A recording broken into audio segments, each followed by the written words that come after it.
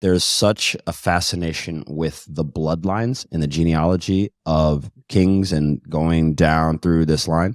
Are you of the nature that they have some sort of relation to the extraterrestrials? I know that's kind of a theory for some people, that they are either related to the extraterrestrials. They're a hybrid version of that, and that's continuing today into the royals that we even see now to some extent.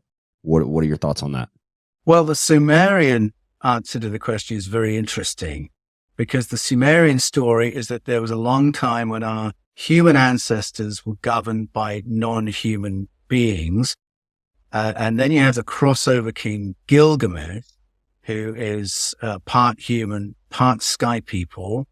And then after that, you've got the human kings and queens. So that sort of spells it out really clearly that the sky people want to keep their hands on the reins somehow. They're just not going to go home and let things go to chaos.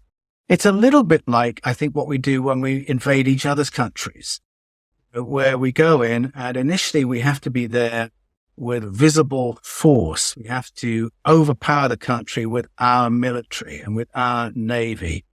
But once you've set up the legal system and you've set the commodity prices and the exchange rates, you can begin saying, appoint your own police. Now we've written the laws, appoint your own judges, appoint your own school teachers. And then after a while, you can go home. Because if you've set all those prices and exchange rate mechanisms, you can go home and still enjoy sitting at the top of the economic tree. All the diamonds and gold are still going to come your way, so on and so forth. And so you don't have to have any visible presence at all. You don't even have to control the general elections. You will still benefit. And so it would be entirely possible for a scenario like that. And yet you look at royal history, and the desire to keep royal bloodlines pure is as alive today as it was thousands of years ago when Gilgamesh became king. I mean, when I was a boy, I read the story of the Princess and the Pea. I don't know if you know that, but the whole idea of that story is that a prince can only marry a princess. And the girl has to prove she's a princess. Can't marry a commoner. And that's really still the case today. Now, some people might listen and say, oh, hold on just a minute. Harry married Meghan. She's not a royal. She's not part of a royal bloodline, is she? Actually, yes. And there's been some very interesting studies done on the succession of US presidents. And the argument has been made that the successful candidate, there may be a couple of exceptions to this by now, but the successful candidate is always the one who's got the stronger bloodline connection to the European royal families. Well, that's a little bit suspicious in a democracy, isn't it? Many people have seen a photograph from the early 20th century where there are, I think it's 9 crowned heads of state of independent European countries who all think they're independent countries, and yet you're actually looking at a single family. They are all the descendants or relatives through marriage of John William Frieso. How is that possible? So keeping bloodlines pure and undiluted means something in royal circles. Now, it may be as simple as there's a handful of families who have power and they don't want that diluted.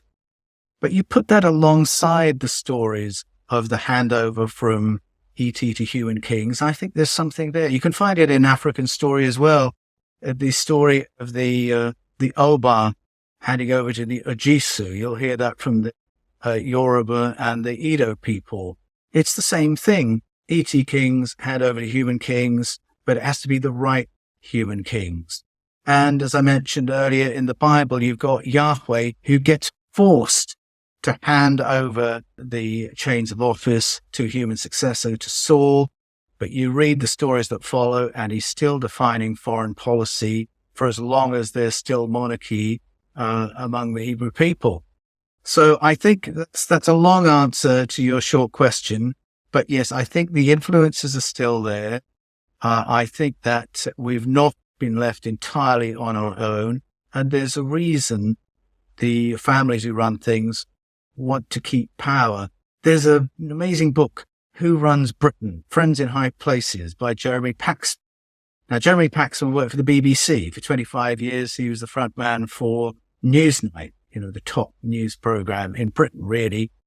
And he pointed out that in Great Britain, after 500 years of Reformation, revolutions, civil wars, labor movements, world wars, political reforms, it's still the same 5 families running the country who ran it in the 1500s.